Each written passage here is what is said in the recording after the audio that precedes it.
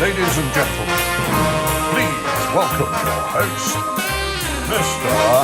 Sydney Brownwood.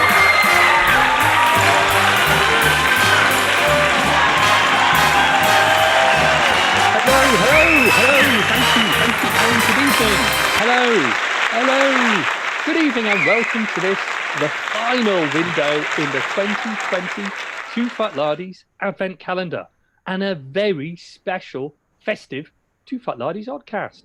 And this evening I'm joined by the Dasher and Prancer of Wargaming, Nick Skinner and Richard Clark.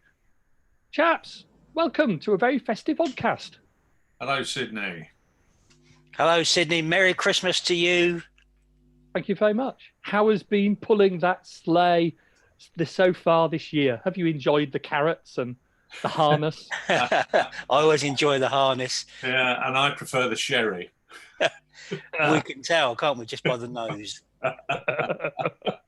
Well, today, with no expense spared, we've moved ourselves, as you can see, to a hologram of the Great Hall on Lard Island. The entire structure is being beamed to us from the International Space Stadium, courtesy of NASA.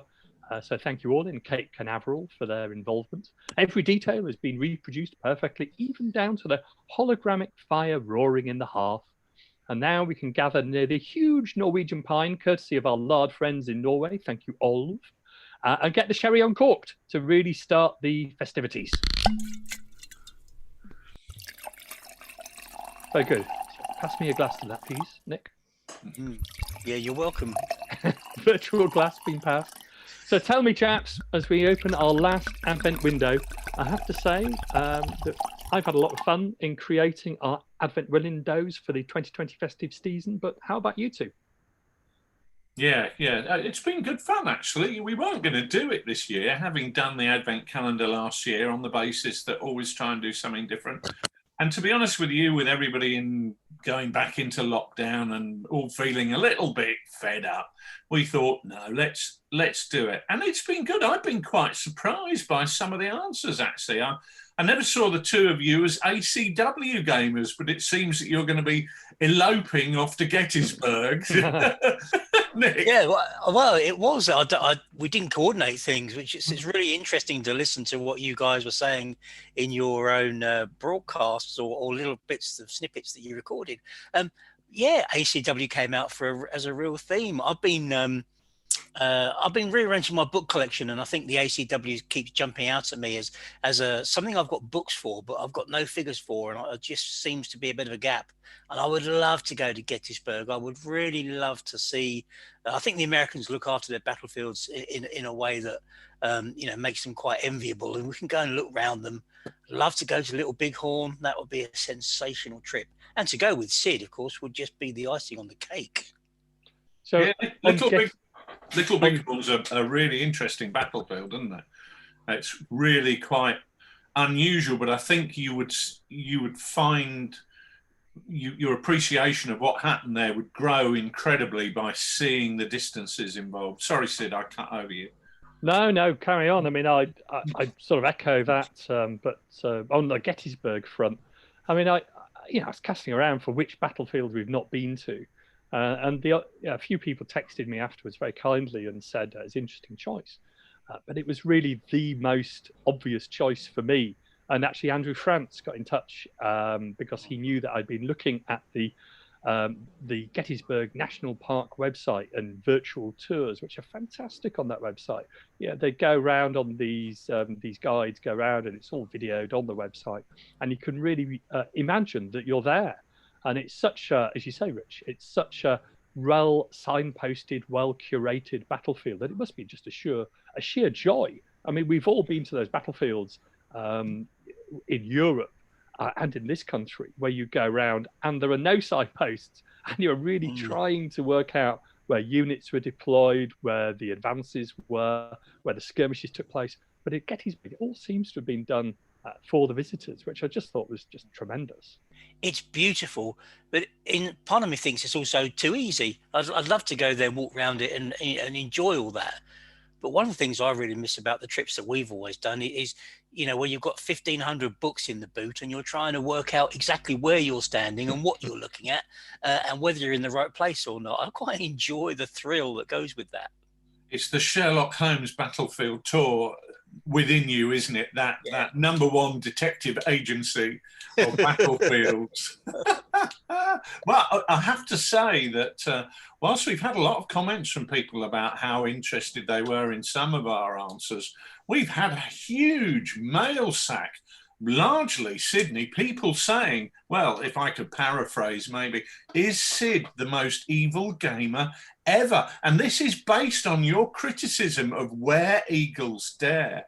I have to say I took that seriously and went on Netflix and spent £3.49 to download the film, because I don't watch a lot of films, actually. I tend to spend all my time reading weighty tomes, researching stuff for historical periods. But I went on for the purpose of research and watched that. I've not seen it since about 1980, if not the 1970s.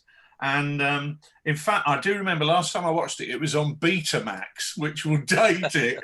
But I was quite surprised by how good a film it was. The cinematography was fabulous.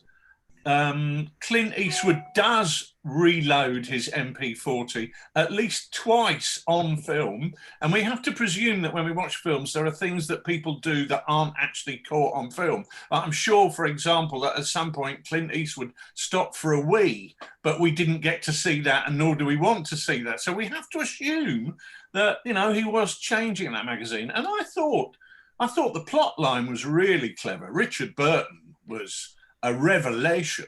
He was great. So how Sydney, do you feel about being put in the dock or even put in the pillory and having brickbats hurled at you? How are you going to defend yourself, Sid, before we put you in the Lard Island pillory? Well, I'm happy to defend myself. If you remember, it was one of my favourite war films and also one of the worst war films, because I just think it's just so utter, and it gave me vertigo every time I go in a cable car. As I mentioned, I was in Madeira in the cable car, and you know, I literally thought, it's Where Eagles Dare. You know, Peter Barkworth is literally going to jump down from the top of the cable car roof and start hacking at me with his ice axe. Is this why when you choose trousers, they're fairly close to brown in colour? just in case the old cable car comes along. Yeah. Certainly on my holiday destinations, the kids love cable cars, and it's terrifying. But I just think it's a great film, but it's a lot of fun. But it's also just utterly stupid. And I think it just the biggest, most daft thing is Darren Nesbitt as the SS officer. Oh, surely the cathedral is on the other side of the square. Here we are talking about Dusseldorf, and it's just like, oh my God, it's just ridiculous. It is a lot of fun. It's like a Bond film. Yeah, but it's got that aspect to it, isn't it? You don't know through the film what's going on here. Is he really a bad guy? Is he a good guy? You know, when he does that bit when he's got them all around the table and he's monologuing or getting the details, get them to write the names down in the book. Is he a good guy? Is he a bad guy? How's it going to go? You just don't know. And I love that.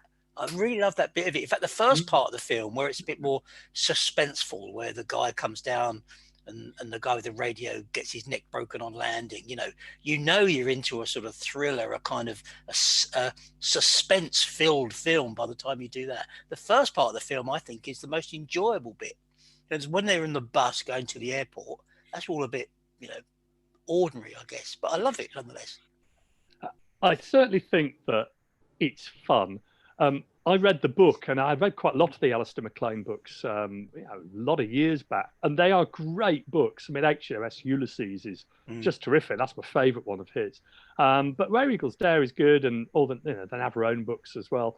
And it is fun. It's just so preposterous. And Richard Burton just, to me, edges on that just completely over the top hamminess, because he was a massive star at the time.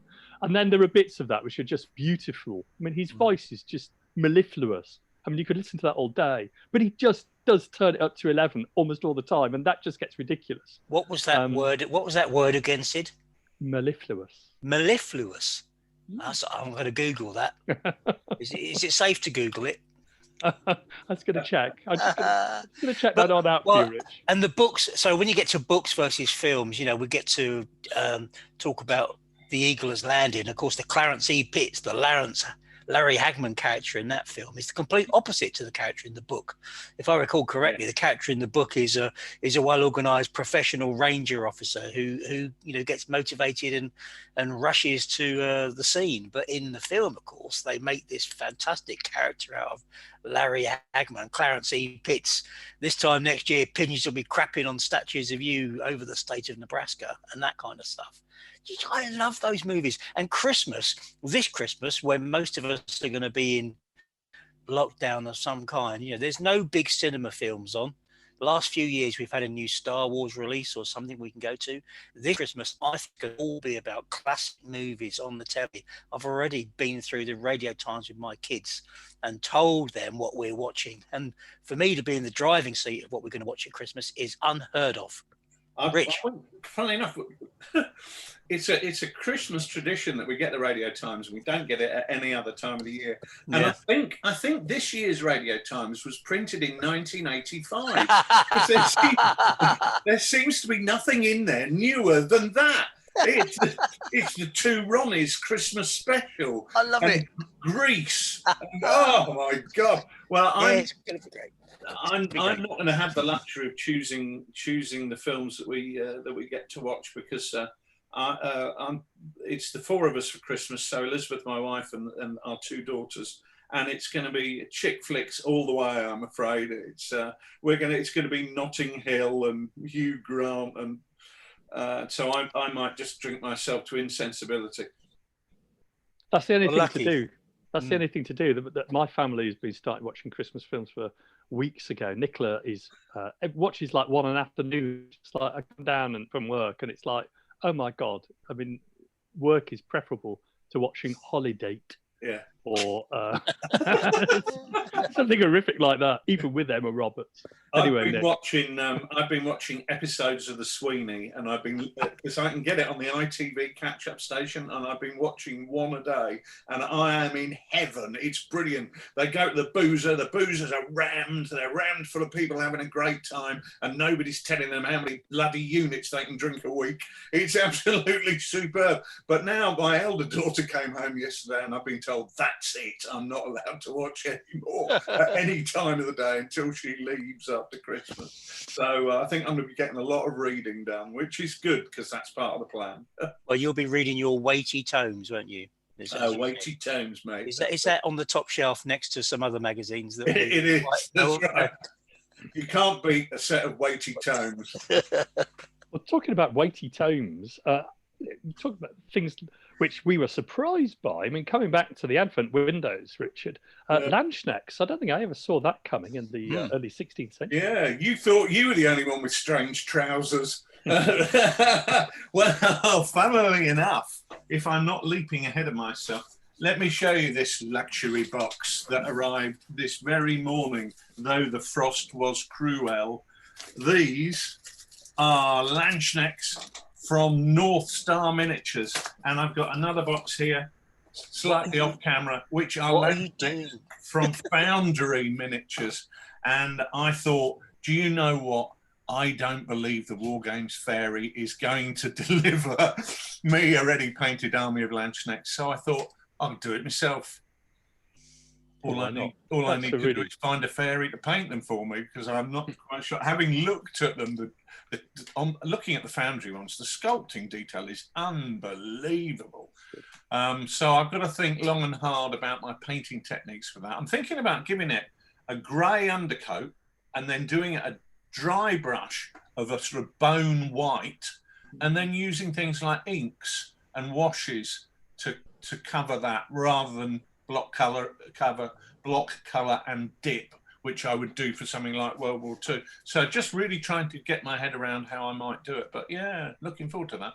It might be that this is where contrast paints might help you, Rich. I know you're not a big fan, but it could be something there you could play with. That's what I thought, actually. I did think that if I used the contrast paints to do those Unterhosen bit, for whatever, it's not Unterhosen, I'm sure, but you know where the leggings are and the sleeves are slashed, underneath that they would have a different colour material often. And I was thinking maybe the contrast paints would work for that. So I'm kind of vaguely thinking about buying some on Amazon and having a dabble with them. But I did watch a fabulous video from something Studios painting company, who've got a video on YouTube, and they showed painting an artisan Landsknecht, which they used a black undercoat for, which I was quite surprised by. But can't remember them. They're based in Frinton in Essex. But there we are. That's a clue for those Sherlock Holmes amongst you. But yeah, had a look at that. I mean, I think it's once you get past the painting of the Landsknechts themselves, and I think it's a great period, and they are obviously really versatile. I mean, you can use them right throughout Europe, and plenty of conflicts. And it's another one of those periods which is just on the cusp of some sort of revolution in tactics. And I know you're really interested in small unit tactics and organisation, and you're going from the medieval type of warfare to more of a sort of Renaissance-y style of warfare. And those transitions which are happening with the Swiss and also Charles the Bold, and then all encapsulated in the invasion of the French into Italy in 1494, and then the Great Italian Wars. And there's so many different tactical developments happening at the same time, and that's reflected in campaigning as well. It's a great period, and there's actually quite a lot which is available in English and at all sorts of different levels. So I think that would be a really nice project. And I know you're interested in the campaigns up in Denmark and Scandinavia, where again you've got Landsknechts being used there, and that's really an interesting twist on that. I don't think I've ever seen, not recently, anyone do that. So that would be a lot of fun. Yeah, it is the fact that they're in that period of transition from one period of warfare into another, and I do find that interesting. And it's looking at the way things develop. But the main thing is they're really bloody pretty. And in 28mm, they're going to look stunning. Artmaster Studios was the company that I watched the video of. That was quite really interesting to see, really skillful. So go and have a look at Artmaster Studios painting Landsknechts on YouTube. Really good. But yeah, that's looking forward to doing that. Well, that's one part of the jigsaw finished, but I think we've the final part of the puzzle with Nick. And it's really to ask you, Nick, about the last Advent window, which is, of course, today. And to ask you, what is your dream historical location you can think of for holding a miniature war game? Yeah, so this is I think that's the 8th question, is it, that we looked at or something when we answered our questions? And you guys chose some really interesting. Remind me where you said, Rich, what did you go for in yours? Can you remember what you said in your historical location to wargaming? Lafayette Causeway. I wanted to hold the event at the Manoir Lafayette outside Saint-Mère-Église in Normandy. I just think that would be a fabulous location, right at the head of on the Mer d'Oreille, right at the head of the causeway there across to Coquigny, just up the road from Saint-Mère-Église. What a place to do a whole range of battles. Chef de Pont Hill, 30 or 50, can't remember off the top of my head. 30, isn't it? Yeah, I think it is. It ain't much of a hill at it's all. Not a hill. Nick. No. If you stood on a bus stop, you'd be looking over the top of it, really, as we regularly do. So what about you, Nick, the Fat Boy Slim? What are you going to do? Well, I was so that, as you know, that's one of my favourite battlefields. Lafayette. It's the way it's still very much as it was is great. I thought, of course, about Hougoumont, because I know there's a gîte you can stay in at Hougoumont as well. So you could war game in Hougoumont. That would be pretty sensational. What a good place to do that. I know you spoke, Rich, about possibly gaming in Arnhem. That would be a real dream come true, and it nearly came through last year, of course. Last month, yeah, and maybe next year or soon we'll be able to do that again. I went for a place where I know they will never let us do a war game. I would like to fight some Kiss Me Hardy, or most particularly fight the Battle of Trafalgar in the grand cabin of HMS Victory. That would be a wonderful place to do that. And actually, it's a really well-designed war game space. Rich? I thought you were going to say in the sea. in the sea. It's a really, the Grand Cabin is a really well designed war game space. It's got a kitchen nearby. It's got nice big windows. It's got really good space and good lighting, and you can have a nice big table laid in there. Perfect war game space, of course, because all the partitions come down, so you can get the table as big as you want it, and it would be fantastic in there, wouldn't it? But I don't think, unless there's a Lardy hidden deep inside the National Maritime Museum, I don't think we will ever get the opportunity to do that in that hallowed space. That probably wouldn't take our collective weight, to be honest. Well, they've done lots of work to strengthen the hull and make sure that it's now got a floating hull. You can now walk underneath it. I mean, God, no, why would you ever want to do that? I don't know. But you can now walk underneath it, and hopefully that will mean that they can strengthen the hull, and then that hopefully will enable them to put the masts and yards back on. Because at the moment, if you visit Victory, beautiful though it is, one of my favorite places, you don't get quite the full feeling because the full masts and yards are not on there. The tops are not on. So that would be my place to war game. That would be a fantastic event. And a night out in Portsmouth, what's not to like? You've got everything there, haven't you, really? Well, you got sailors, Sid. I'm always happy to participate in any activities with Her Majesty's Navy. I'd like to have that out in public. I'm very happy to do that. All of them, or just some of them? I'm happy to go with all of them. They're all heroes in my book, all men and women amongst them. Come cheer up, my lads, 'tis to glory we steer. So let's move on from my love of Her Britannic Majesty's Navy, and let's look at what projects we've been working on the last month. I'm guessing that Lard magazine took a big slice of time for both of you. I think perhaps in particular you, Nick. I know it came into our email boxes this morning. I was looking at it over breakfast, and I thought, although I am impossibly biased, I did actually think that it was superb. Really, really loved it. It was, yes, as you say, it's been a big task to put it together. It's been, again, another monster publication, 186 pages, I think, in PDF. What's fantastic this year is the breadth of contributions we've got from the community.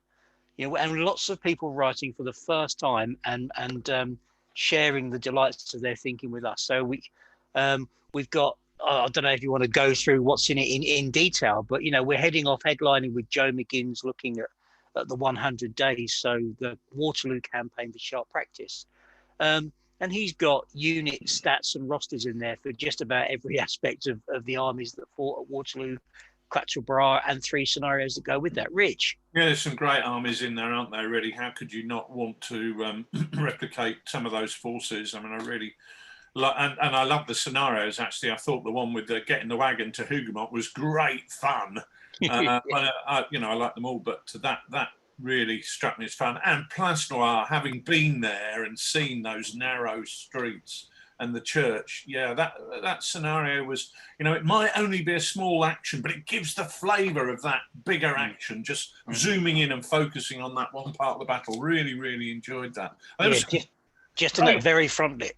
Great stuff in there. The problem I get, and I'm kind of lucky that I get to read Lard magazine before everybody else does, because I'm helping not so much with the editing, but just going through the proofreading and things like that. And Filibusters by Colin Murray. My God, I sat there last night while they were watching some horrific film and looking through the Foundry website at a lot of their sort of Wild West gunfighter figures and Mexican figures, and thinking, oh, how can I avoid doing this? Because I've been doing What a Cowboy with the cowboy figures. So I'm kind of halfway there for the Filibusters. Yeah. And thinking, this is such an attractive period. All you need is a few adobe buildings, and I'm building up cactuses for what a cowboy anyway. And it's almost impossible not to go for it, isn't it? And that's one of the things I love about Lard magazine and the specials as used to be, is there's always some great ideas in that. See me spending money. Grabbers. Yeah, I really enjoyed. I thought it was great throughout, but I really, like you, enjoyed some of the less well-trodden roads in the issue. And that's part of what makes the Lard magazine really special. I loved Joe McGinn's article at the start, and it's a great way to start any magazine, something really in depth. Yeah. and the photos which accompanied it were absolutely fantastic. But it's the less well-trodden route which I really, really enjoyed as well. And seeing so many people adding different things, I really enjoyed just briefly going through the Dacian article as well, which I think John Savage put together for Infamy. But there's lots in there, and I think with 185 pages, with my marketing hat on, there's plenty to keep you reading really for a number of days. It's not just a one-day thing. Do you know what the best bit is that I think has come out of this special, Sydney? I don't.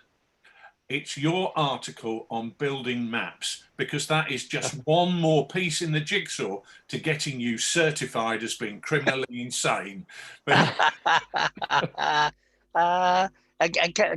you know, let me also say about the Lard magazine, it kind of reflects the year we've had. It's interesting that there was a big article in there. Jeff Bond, hello Jeff, Welsh Jeff, wrote a big article for us on solo Chain of Command. If ever there's a year that solo gaming has been, you know, in the spotlight, this is it. Yeah. And interestingly, that Alex Sutherland also put a piece in there about IBSM being played. You know, the games that he played at Stalingrad. Mike Whitaker's Italian scenario talks about, for IBSM, talks about how he used the cameras to set up the Zoom table. So, you know, any piece of literature is a product of its time, isn't it? And actually, that's especially so for Lard magazine. Even this year, you can really see 2020 reflected in the content that we've got. Stamped through the middle like a stick of 2020 rock, mate.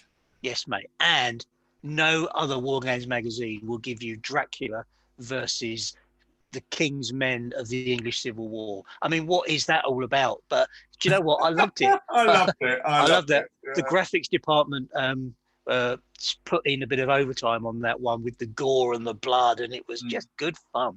And I think it'll be a good fun game. I love that article. I read it. I thought, this is crazy, mental, mad, but I want to do it.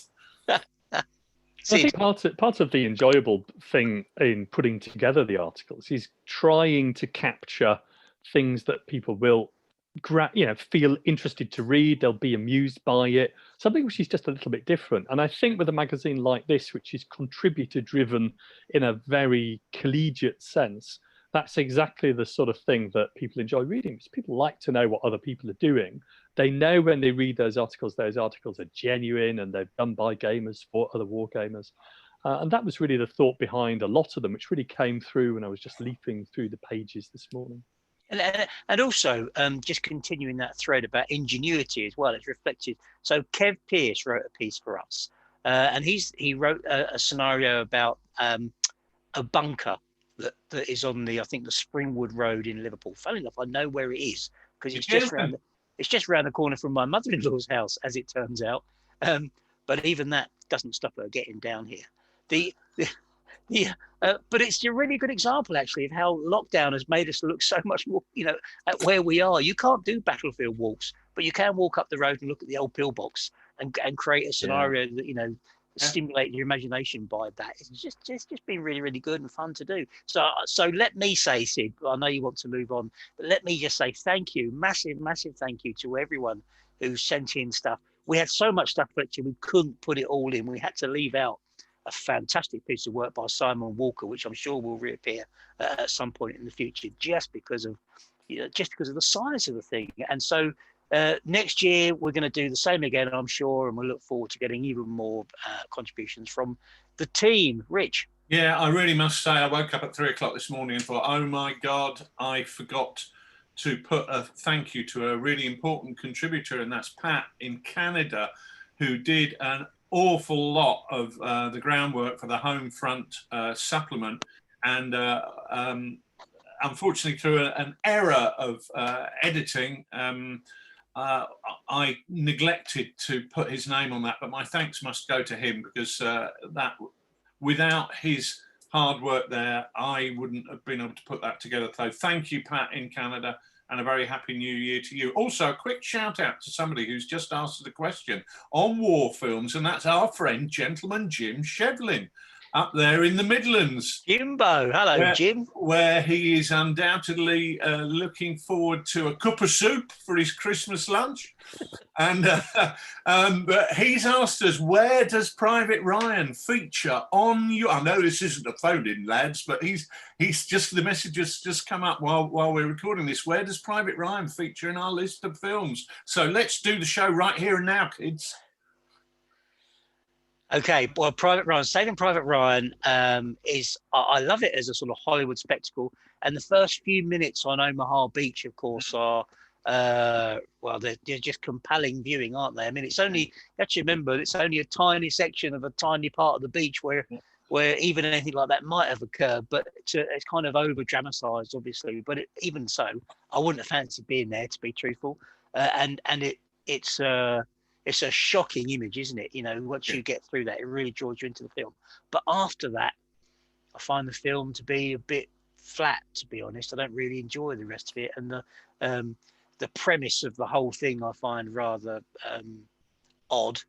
I think also they're supposed to be at Newville, aren't they? I think I don't know where these places are. They're all fictional. So I enjoy it as a piece of cinema, but I don't love it. It's not in my top 10. Sid? Yeah, one of the things about choosing war films, I mean, I did mine very quickly and sort of just chose those three which I talked about. It was terrifying when I listened to you two, because I remembered so many films which I could have mentioned in there. Yeah. The one which I really should have mentioned was Das Boot, which is just brilliant, and I tweeted about that the day after. But Saving Private Ryan, until Kev has just mentioned it, I'd completely forgotten about it. I mean, it's a really good film. I mean, it's beautifully made. It's really interesting how they put everything together. It tells a very clear story. I remember that, you know, loads of people who know that, friends of mine who aren't war gamers, who know I'm interested in military history, around the time when it came out, I think it must have been like 90s, said to me, oh, you know, have you seen it and stuff like that. So it really got people interested in war films who wouldn't normally go and see a war film and weren't particularly interested in military history. And I think that it's really memorable, and that opening sequence is kind of iconic. It's one of those films that I wouldn't say it's a favourite of mine, but I'd definitely watch it if it was on the television. Yeah, I find it. It's one that I can watch, but I tend not to. My top 10 would be different from one week to the next, as you've kind of touched on there, Sid. There are so many good war films around there, and I think that it's a tough one, isn't it? Because what would you rather have? I'm not saying Private Ryan is a bad war film. What would you rather have, bad war films or no war films? The film that's top of my list, A Bridge Too Far, people give it a lot of stick for having the wrong tanks and what have you. But actually, it does tell, if you're unfamiliar with the story, it gives you the basic story. And I said in my bit for the Advent calendar, we got friends we go to Holland with, and I say to them, well, watch that film, and at least then you'll understand what I'm going to moan about and talk about when we go around. It's got Dirk Bogarde in. That's all you need to know, isn't it? Really, never in a bad film. Even Doctor on the Job. Doctor on the Job sounds more like my type of film, if I'm honest. But looking at my films, there are films that I missed out, and you're quite right. It's impossible to compile a list. Dan Busters. The Dan Busters is one of the most brilliant films ever made. It's fabulous. It's where they've got the spotlights, the whole design process, the problems of that with Barnes Wallis trying to figure it all out. It's superb. 633 Squadron. Fabulous film. These are absolutely iconic films, and yet I left them out because on that particular day, the ones that pop into your head are not those ones. So I mean, it's not a scientific process choosing your favourite war films. And if you're another day at a different pub with a different set of mates, and you'll undoubtedly come out with a different list. Grabbers. I think one thing about those war films, which is interesting, those iconic war films, is you can go to the place where they were set and you can see for yourself, how realistic it is. And that's one of the big things about A Bridge Too Far. It's a recognizable place and you can actually go there. Now, it may not look precisely like it, but you get a good idea. And the same close, actually, isn't it? Yeah. When you go over when you drive over these bridges, you really know you're in a place where history was made, don't you? Yeah, really do. And as you said, same in Normandy. Same in Normandy as well. And that's a real connection, I think. In a great war film, you can do that. And indeed, in any cable car, you can have that same experience. Okay, right. So to round up this section on films, we need to have a vote. So going back to that question asked, we're going to have a show of hands. Is Sid the most evil gamer ever? Yes. Right, that's 2-1. Right, Sydney, you are the most evil gamer ever. Right, thank you. We've concluded that, and thank you to everybody who wrote in saying so. Well, let's move on from voting on something which is trivial and unimportant to something which is far more important, which is, after our very busy couple of months since the last Oddcast, do we have any candidates for the best bit on the bench? Because I know, in addition to doing the Lard annual and the Oddcast Advent windows, we have actually been doing a fair amount of painting and modelling. I'm going to go to you first, Rich, and you're going to tell us, I think, about a couple of things. Yeah, well, several things. What a Cowboy has been forced and first most in my mind, and I've been looking at getting together a selection of cowboy figures that are full of character. A couple of ranges that I've come across there that I like. Empress Miniatures. Nick, you bought some stuff from a company called... I bought some Black Scorpion, Mexicans, which are larger than the sort of 28mm foundry that I've got. Empress Miniatures have started doing a range of 28mm gunfighters, which are that sort of slightly larger scale, which I think would fit in brilliantly with those, Nick. And I've got a selection of them on my painting table, which I'm hoping to get done over Christmas. So that's an honourable mention. Foundry.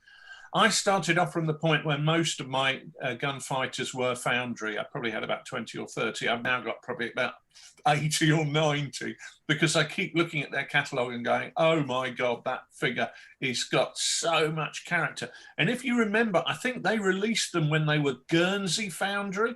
And I think that must be going back, God knows when, to the beginnings of time.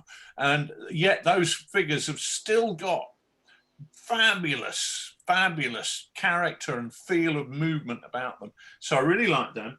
I really like their Landsknechts, which have come through. I haven't had a chance to unpack my Artisan Landsknechts, but the pictures online are stunning. I wasn't even aware that Artisan did Landsknechts. Somebody mentioned it, and I think when we produced that window on the Advent calendar. But the thing that has come across for me as being really stand out is I got a Kickstarter through from Brigade Games, French Indian Wars figures. I've got a set of rules out for it. What's it called? This Very Ground, Victory or Death, which is North American wargaming in the age of matchlock and flintlock, by a chap called Keith Stein. And but I won't be using that because I've got sharp practice for French Indian Wars. But the figures that were sculpted by Paul Hicks that I got for that are absolutely gobsmackingly amazing. They are some of the most beautiful figure sculpts that I've ever seen. Now, I've always appreciated and liked the stuff that Brigade Games are doing in America. One of the issues that we have here is always going to be that issue of potential sort of customs nabbing you and slapping a big fine on it. So there's often that pause for thought when you get stuff from over the Atlantic. But whatever price I would have paid for these, I'd have paid it. They are some of the most stunning figures that I've ever seen. And I really want to give a shout out to Paul Hicks and also to Lonnet Brigade Games for producing these, because they are amazing figures and I cannot recommend them too highly. That sounds a really, really interesting project. And Paul Hicks is a very, very talented sculptor. So I can't wait to see those. I'm looking. That's one of the things actually, which is a bit difficult in Zoom. Yeah, people on our various sort of club chats hold up figures that they're painting, and you can't really see them particularly well. But I'll be really interested to see the photographs when you have got them painted, and can't wait to see them in the flesh. Nick, I know you've been doing a few things as well. Yeah, well, I've tried to take a break from World War II, but I sort of failed in that on two counts. Firstly, I wanted to do some German vignettes, which I did. And secondly, because our mate Paul Edwards sent me through a whole load of 3D printed late war British armour, including a Black Prince tank, which is the size of a small house, and never saw action, but is a lovely little model. So they are currently undercoated and ready to go. But But I took a bit of a departure. I did do some Mexicans. So I've got some Black Scorpion Mexicans. I can't remember where we were or if we spoke about this at the last podcast, but I filled my basket. I went on to the Black Scorpion website and I put this in the basket and that in the basket and this in the basket and that in the basket. And then I looked at the basket and it was about 180 quid. And I thought, well, I have to, I might need to edit that down a little bit. So was it like where you go in the estate agents and they've got a mortgage consultant in the corner to help you pay for it? It did feel a bit like that. But I did get some Mexicans to go with that. So I've got the underlay gang, which is Diego Fuego from Trinidad and Tobago. And he is flanked by the underlay brothers, Neville and Desmondo, the fastest carpet layers west of the Pecos. And they've got other members of their gang, including Mexican Bob, which is a reference to True Grit, if you know True Grit. Mexican Bob, the original Mexican Bob, Pedro Pecos, and Pedro Porco. So I'm really looking forward to giving those a run out. They're 32 mil Black Scorpion, and I've painted them in the style of the Three Amigos, from the film Three. So they've got black and silver. That's the one where they do the thigh slapping dance. So I thought that'd be really good fun, and they were good. So that's been a laugh. I also got some again in 32 mil. I've always had a bit of a thing for Star Trek, as you know, but not just any old Star Trek. Let's get this out of the way straight immediately. There's only one Star Trek, and that's the one with Captain Kirk and Mr. Spock and Dr. McCoy. And there's none of this Next Generation rubbish that doesn't fit. No. Star Trek is Captain Kirk. And Modifius, I think they're called, make 32 mil original Star Trek figures. And they do the bridge crew, so the cast that you would love and recognize, Uhura, Chekhov, Sulu, Mr. Spock, etc., Nurse Chapel, they're all on there. And then they do another set, which is like other people that you can put red jumpers on and they can be expendable. So I thought, wouldn't it be good fun to do a bit of a Chain of Command variant, or maybe a What a Tanker variant? What a Klingon was discussed as a bit of a giggle, just to have a go with that. And to be honest, I really just wanted to get the toys and make them and paint them and do something different. And that's my, I guess, task for Christmas. That sounds really good. Yeah, well, I've been on a similar vein. I've been buying things which are a bit outside the box as well, which started really with a virtual wine tasting, which I was doing with some friends at work. Thanks for the invite. It's a pleasure. Next time, maybe. I mean, we had lots of bottles of wine sent around to our house, and I was about all the way through a very nice Riesling with the family, with my daughter, now 18, can now drink, and boy, can't she drink. And we were just about to hit onto the Malbec when I made the mistake of going online shopping. And I went onto the Midland Miniatures website, which is up in the north of England. And I bought some of their figures before, and they're very, very nice. I mean, they're kind of fantasy, but they can be converted into all sorts of different medieval figures. I mean, if you want to go dungeon delving, you're probably quite happy with their orcs and skeletons and whatnot. But they've got a great range of villagers and townsfolk. And they also have a lot of sort of knightly kind of paladins, rangers, thieves, that sort of type of figure, which goes really well in any sort of medieval skirmish game or Renaissance skirmish game. So before I'd finished the bottle of Malbec, I was well and truly screwed as regards how much I'd spent on their website. And that arrived very quickly, and they were very nice figures. They're flash free, nicely sized to go with Perry Miniatures and Dixon Miniatures. And they're really, pretty nice figures. And they also do a really good range of unusual sort of scenics, things which you'd normally think of in a dungeon, fair enough, but there's lots of treasure chests and sarcophaguses or sarcophagi, maybe. There's a few monsters as well. So I bought a few bits and pieces so we can have a dungeon delve for the kids over Christmas, so we can paint those up quickly. And I thought that was really good. So that's definitely a shout out to Midland Miniatures as being a potential best bit on the bench. I'm gonna have a look at them because I like anything that's got sort of bric-a-brac that you can put on the tabletop. So, for example, I've been making a stagecoach. So just the idea of trunks or boxes and stuff like that, and this stuff is can cover many periods, can't it? Yeah. I mean, you bric-a-brac in any period. A dung heap in one period is certainly usable as a dung heap in another period. Defenestrating into it, Sydney? Nothing like a bit of defenestration for envoys that you don't particularly like, or town politicians that you disagree with. But just one point before we move on. You mentioned Keith's rules for the French-Indian Wars. Is that a review that we might be looking at a future podcast? I know that's a handsome-looking publication.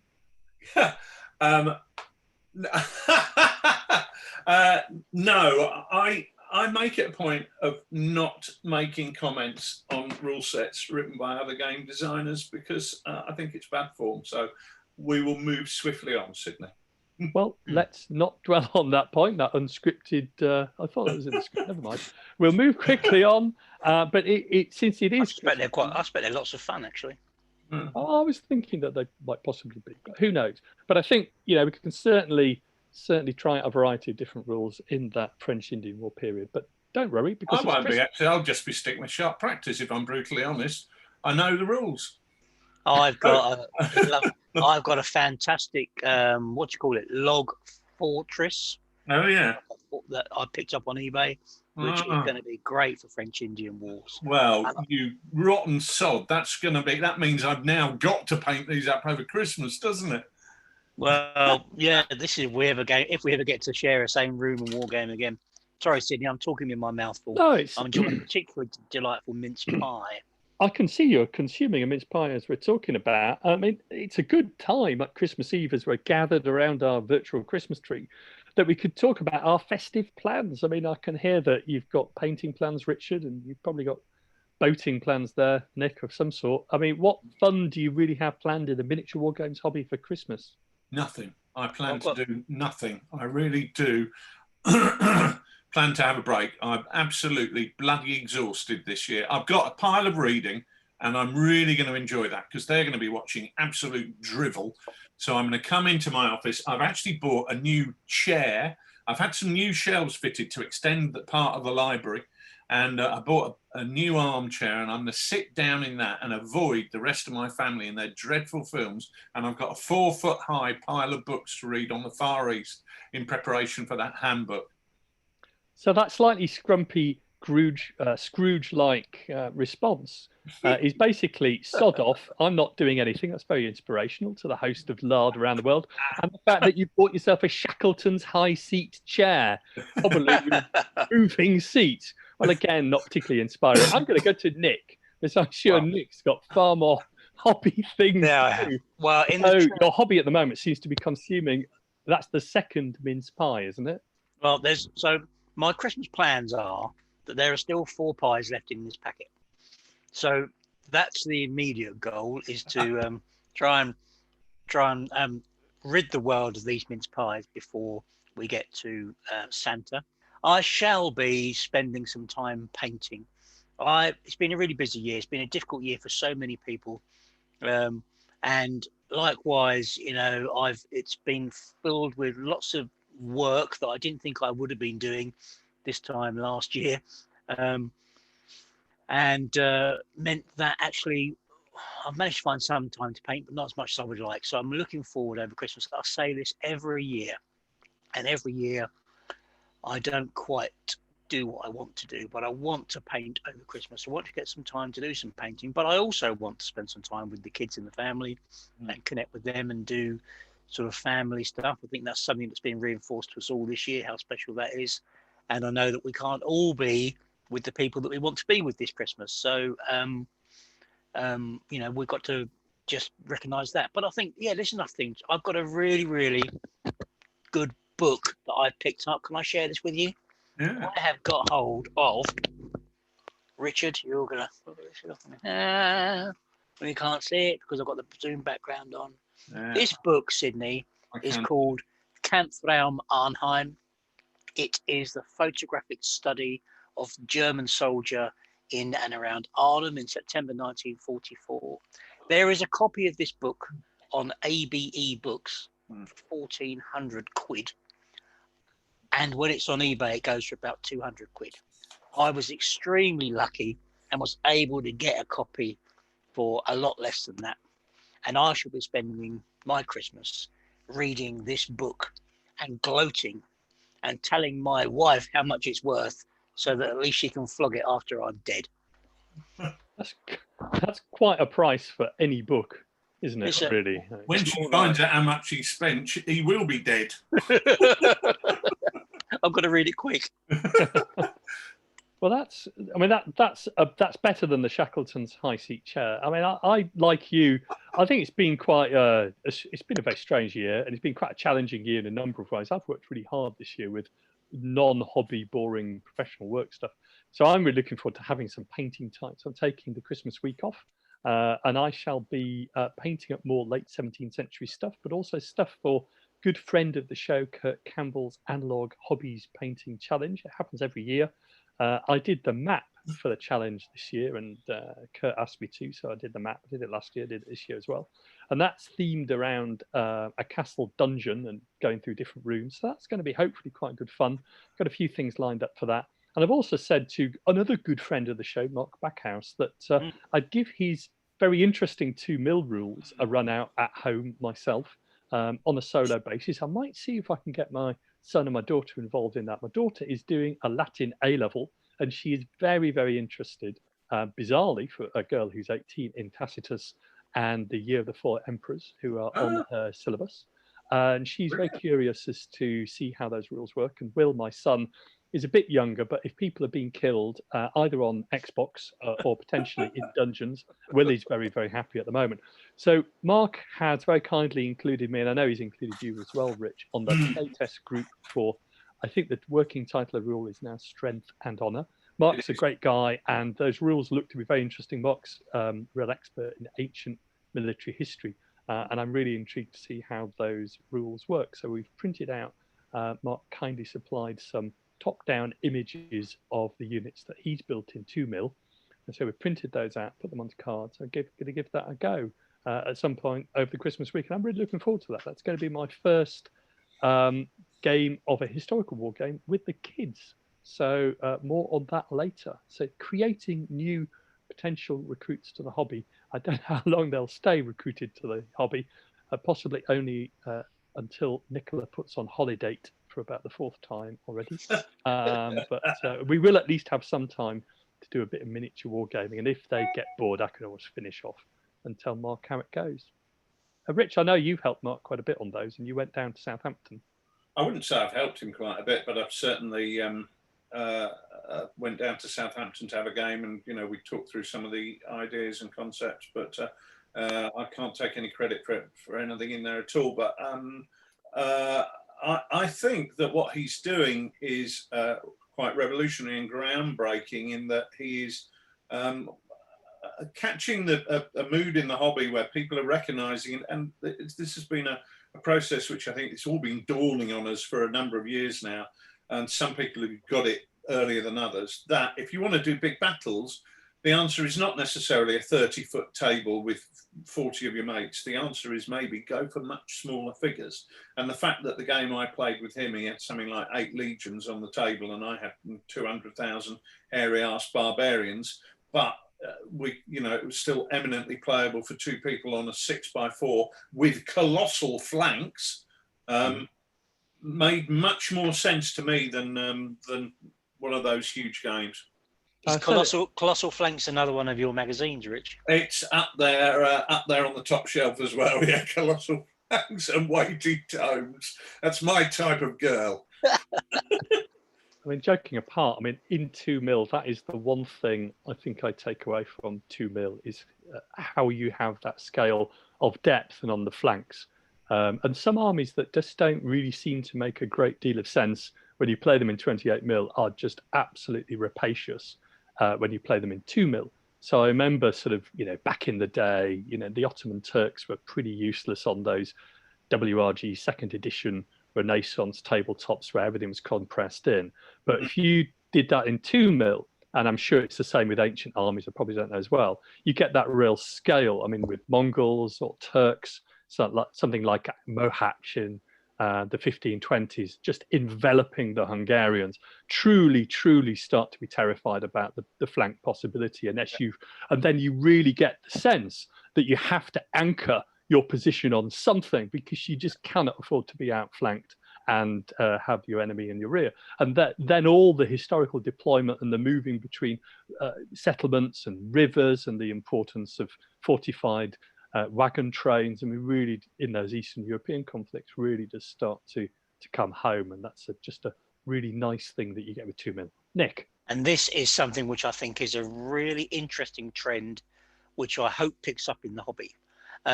Because we've seen lots of Kriegspiel going on in lockdown, and I said in the advent calendar that I really hope that more people are trying out Kriegspiel and have a chance to play with Kriegspiel.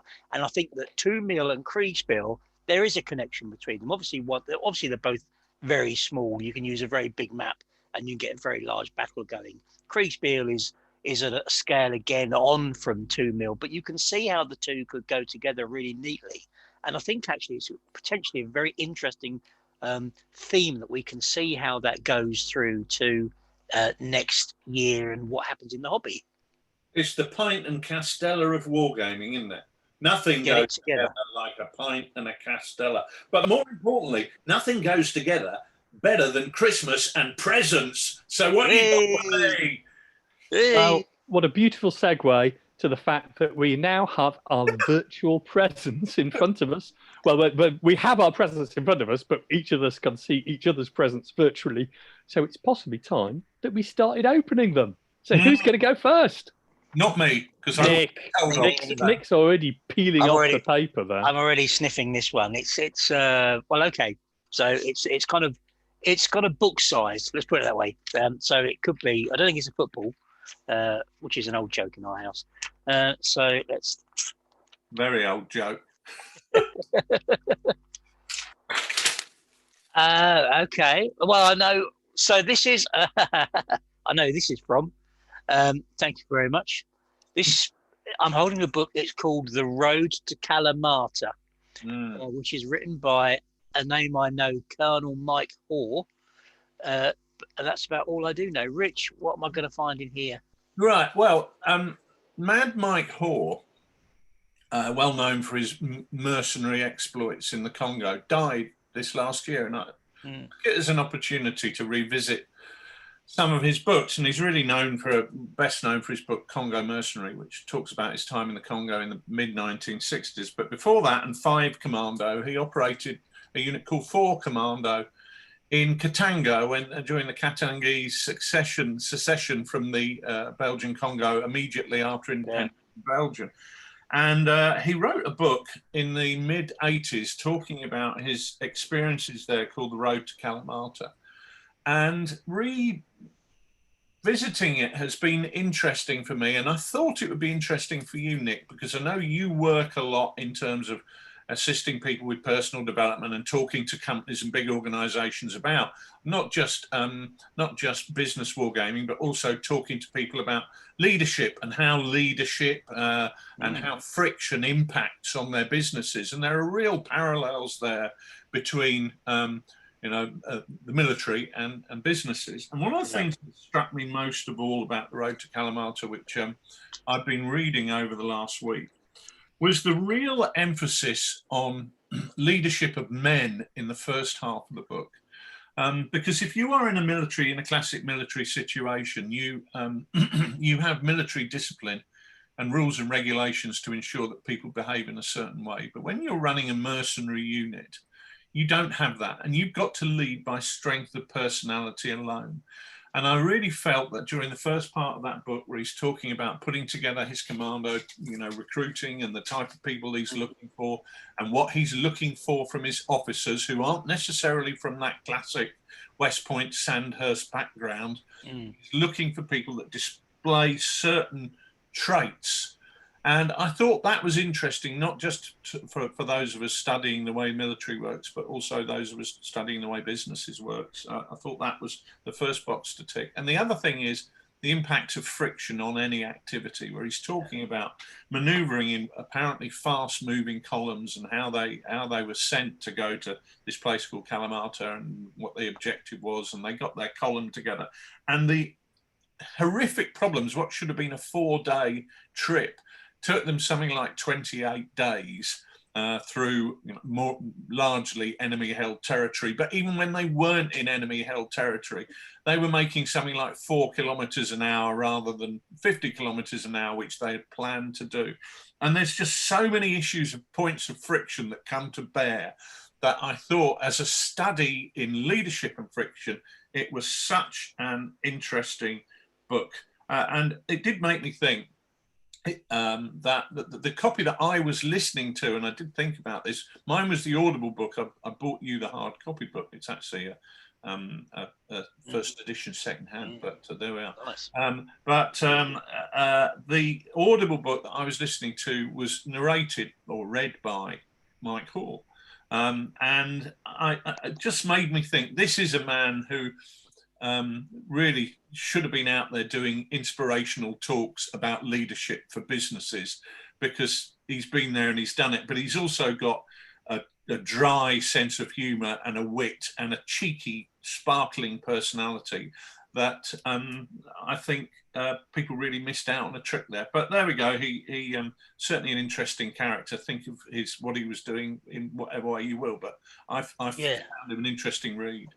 Well, he must have demonstrated all those skills in shed loads to actually get those guys to create the units he created, and for them to behave in the way that they behave. It's about an episode.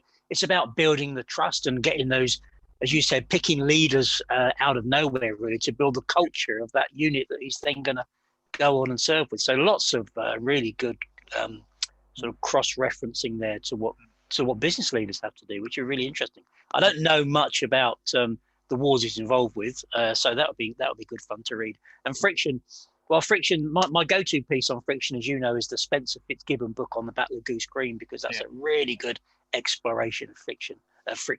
But this, okay, I'm really looking forward to reading that. Thank you very much, mate. Much appreciate that. Cheers. Did that come with a DVD of the Wild Geese as well? Mike Hall was actually an advisor on the film The Wild Geese. Yeah. Or did he advise them not to make it? No. Well, anyway, Sydney. Come on. Oh, is it? Whose turn is it next then? I've also bought you a present. It's the small one. Oh, let's open that one then. Let's open that one. Oh my lord! It's Dante Diamante. It is Dante Diamante, indeed. Who is one of our chief characters in What a Cowboy. Yeah. That's very kind. And it's accompanied by his sidekick. Which one's this? That's Cactus Denton. Yeah. Cactus Denton, not Divine Intervention. Cactus Denton is at least alive. Divine Intervention was the man who persuaded Dante Diamante to give up his career as a Las Vegas drag act and become a lawman in the Wild West. That is wonderful. A bit of a backstory narrative to these characters. And he was forced into action on the death of his special friend, Divine Intervention. And he went to Stodge City and assassinated a known killer in very short order. And as a result was elected to be sheriff of Stodge City. And consequently, he's become quite a character in our games. And what's been nice is that he's actually a pretty low-grade gunman. He's a shootist in the rules, which is only one up from a sort of greenhorn civilian type. And yet he's always succeeded in achieving his mission and hasn't been killed. So I thought I'd paint the figures for you in their own special sort of Danny LaRue style, and his sidekick, of course, Cactus Denton, who is known only for his survivability factor. He's never really achieved very much other than not being killed. But when you're painting figures, that's the one you want to paint. The ones who die, you're not bothered about. Well, he may be a low-grade gunman, but I can see he's certainly got some very high-grade Christian Dior chaps on there. So, I look forward to getting him on the table very quickly. Thank you very much. I bet you do. He's like that with high-grade chaps. But it must be your. It must be your turn, Rich. It must be your turn, Richard. Yeah. All right. Okay. Fine. Right. Okay. I can't find them. You do it. You do it next. Somebody do it next. Well, I can. Oh, right. Well, yeah. I'll open. I've got another one I can open. But it's kind of a. Don't you hear that? Sort of like a rattly bit of a box thing going on there. It's very nice. Very nicely wrapped. Very nicely wrapped. Very artistic. This must. Well, I've opened Richard's, so this one must be from you, Sid. It is for me. Right, okay. We've got here. We have got. Oh no! What have you done to me? We have got a Black Seas ship, the USS Essex frigate, which is I think a 36 or a 32 gun frigate. Thank you very much, Sydney. Well, I've got some pressure on me to do some Black Sea ships. I've got the a third-rate squadron that I've got to make up a couple of those, and now I've got an American frigate. Thank you very much to add to that. The Essex is the one, of course, that was captured in 1814 by the Phoebe off Valparaiso in the South Pacific, and it's really nicely described. I think it's in Roosevelt's War of 1812 book. I'm pretty sure he describes it in there, and it's certainly in I think one of the King and Hattendorf books where they describe the action in quite some detail. I'm getting lots of boats lined up, and I'm really quite excited about the prospect of getting them on the table and doing some stuff with them, and KMH2, etc. is, very much something I am interested in doing and looking at for next year, without making any commitments whatsoever. So thank you very much, Sydney. You're very kind, and boosted my collection. Yes. No, it's a great pleasure. I mean, I thought that was an interesting ship. I mean, that is the one which captures all the whalers, and it's in the the Patrick O'Brien novel on the Far Side of the World is based on that action against the British whalers. And I really like the Continental Navy. I mean, their ships are really muscular, aggressive sort of ships, and they have some great captains. I mean, John Paul Jones is just such a fantastically aggressive captain, whether or not he said all those things in the battle against Seraphis off Scarborough or not. I mean, they are just iconic. And I always feel that there's a real can-do attitude about the Continental Navy, which makes them on the table such really tough opponents for the British. So knock yourself out with that. I think that'd be a really interesting engagement. Cheers, mate. Thank you very much. I look forward to trying to put that together over Christmas. Very good. Richard. I found it. Thank God for that. It's the big box. It is the big box. Thank you. Tripping over it, so I don't know. I'll go through this one. Is the big box from you, Sid? I presume it is. Big box is from me. Bow on it, and I've never known Nick put a bow on anything. Right. Okay. Right. Hold on. That's the paper. Let me get through the cardboard. Should have come with a pair of scissors. Haven't you got a box opener there? Got a Stanley knife? Don't use a Stanley knife on it. Don't use a Stanley knife. I've now found my scissors. Now I've ripped the top off. Right. Bloody hell. Bubble wrap. Oh. See if I can start popping the bubble wrap. Right. Oh, don't do bubble wrap popping. Sydney. 2 buildings in a Renaissance style. Very similar, or not quite similar, but the style's slightly different, but similar to the ones you've made for the Lard magazine.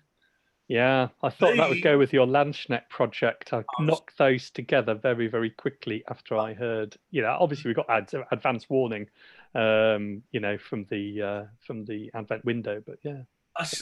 What's nice here is I can see on these what you meant about the gloss varnish on the window panes. I don't really see that in the photos, but on these fabulous models, I can see what you're talking about, and that does give that sort of glazed look. When you do that, do you paint the cross hatch on for the leaded windows onto is it a piece of card or plastic card or something, and you stick it behind the wall, or what?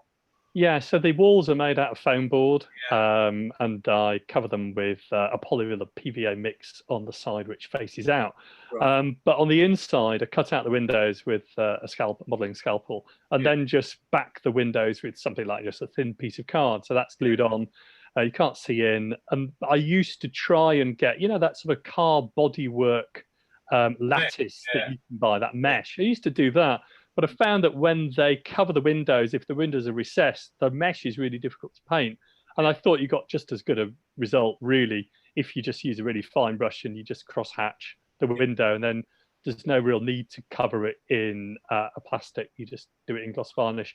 And to be honest, I think that's as good a representation as any you're going to get. And since I was basing them on the different sort of buildings of the periods, I took those from a couple of Holbein images, admittedly in Britain, but he was a German artist. Then I thought that was the sort of effect you got from looking at those paintings anyway. That's stunning, mate. That's going to be so. I've got my French Indian walls to paint for Nick's fort. I've now got my Landschnecks to paint for these. Well, that will certainly give me a prod, because they are beautiful, and it's that feel. I love that small footprint idea, and I was thinking about this for the Landschnecks, because it's that ability to create a beautiful landscape on the table to accompany these beautiful figures. It's going to be a stunner, isn't it? It's going to look. Yeah, good. I think so. And that we've talked about small footprints before. Don't get me wrong, I love the big footprint terrain. I have lots myself. I know we all do. The Pegasus Bridge, the Arnhem Bridge, the St. Mary-Église. We really like those. But there are some scales of battles where you want your terrain to look as if it represents a town, but you don't really want the same sort of scale taken by a town. And that's where those really small footprinted buildings, which are exaggerated, come in. And we wrote about that in the Lard Annual. So if you're interested in more, you're going to have to cough up for your Lard Annual. So the whole present was a shameless plug for your article, Sid. How Machiavellian. Again, how appropriate for the Renaissance. Again, we expose you as the most evil man in the hobby. Right, open mine then, Rich. That's why people vote for you, Sid. Right, this one's a bit more obvious. It looks like a book. Yeah, this bit of a Kickstarter for you. Right.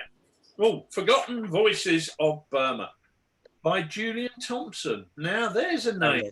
No, Nicholas, isn't it? No less. Well, you might recognise him from other actions that were fought in the 1980s, mate. Yeah. He commanded 3 Commando Brigade. 3 Commando Brigade in the Falklands. Yeah, Julian Thompson. Yeah, Brigadier Julian Thompson. I admire him as a historian, because he's a proper military historian, and coming from that military background, he doesn't have the sort of axe to grind that so many journalists do. So the stuff you're getting from him is a lot more focus on the military action. And this Forgotten Voices of Burma, funnily enough, we had to talk about this. Me saying a while ago, I don't know, when was it? About a month ago, me saying that it's a book that I must get, but I hadn't got round to it. And there it is. And I wasn't dropping a hint. So thank you for making a note and remembering that. That's right. It's hard to fill gaps in your library because there aren't many. I'm glad it does. Well, it's a lot of quotes, I believe, from people who were in the Burma campaign. And I think the word is oral history.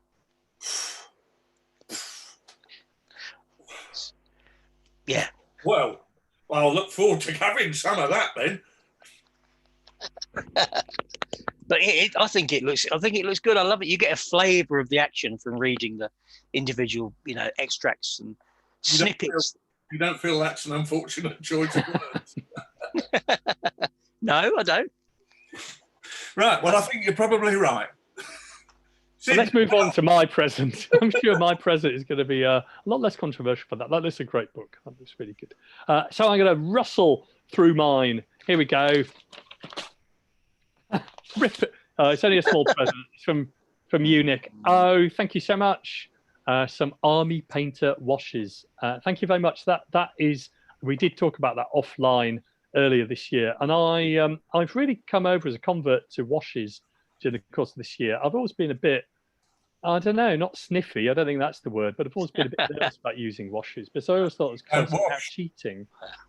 No, I always thought it was kind of cheating with the figure, and I was like the 3 sort of colour Kevin Dallimore method. But actually, during the course of this year, and in fact a bit of last year, really enjoyed washing figures. It's quicker. You get an effect you just can't get if you try and paint it. And for certain figures, it just is just great. And I was looking at those things online and YouTube, and it seemed that the Army Painter washes were the dogs. So thank you so much for those. I shall use those in soft tone and strong tone, dark tone, all the different colours, and I shall report back in a future podcast. So thank you so much for that. That's very kind. Yeah, you're welcome. And I find with washes that I'm going through. I went through a stage of really, really liking them, but now I've reduced my use of washes. I look at the figures from the guys I know who paint some really lovely stuff. I look at the gyms. I look at Welsh Jeff's kind of figures, and I just think, yeah, they don't use that. They're not that big on washes, really. They're more layered up, and that's. So anyway, I thought, yeah, well, we've got some. Let's give Sydney some washes because I don't want them anymore. No, I mean because I thought I'll buy some washes and give them to Sydney, and he can make good use of them. So happy Christmas, mate. Thank you very much. Let me see what I can do, and we can report back. Well, that's probably all we can squeeze into this festive podcast. We've squeezed everything in from Lard Annual to presents. So, chaps, I think it's possibly time to sign out because we've got still a bit of Rudolph and Santa watching to do with our respective families. But thanks very much for listening, and thanks to Rich and Nick for being my guests throughout the whole of 2020 for their time and their thoughts. Big thank you for my great friend Roger Barraclough and the band for beaming in to join us from their luxury lockdown location, which I understand is near the very lovely town of Crewe. And now, in view of our discussions about war films and keeping in the mind the year we've had, which has not been the best, I am now going to stroll over to the Steinway and play us out from Roundwood Towers with a suitable tune. Thank you, seriously, to everyone, ladies and gentlemen, for joining us throughout the year. We all wish you a Merry Christmas. So here we go with I Wish I Knew How It Would Feel to Be Free.